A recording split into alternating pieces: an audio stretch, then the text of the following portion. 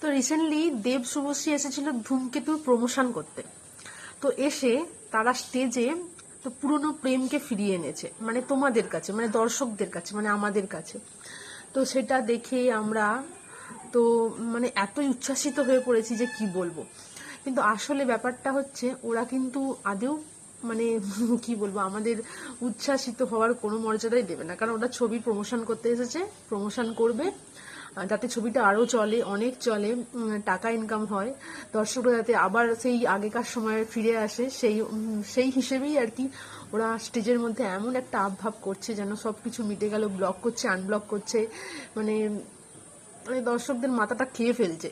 মানে Facebook scroll করলে ওপর থেকে নিচ পর্যন্ত শুধু দেব শুভশ্রীর ভিডিওই মানে শেয়ার হচ্ছে, এই আর কি চলছে। আসলে ব্যাপারটা না, আসলে ওরা টাকা কামানোর চেষ্টা চলছে।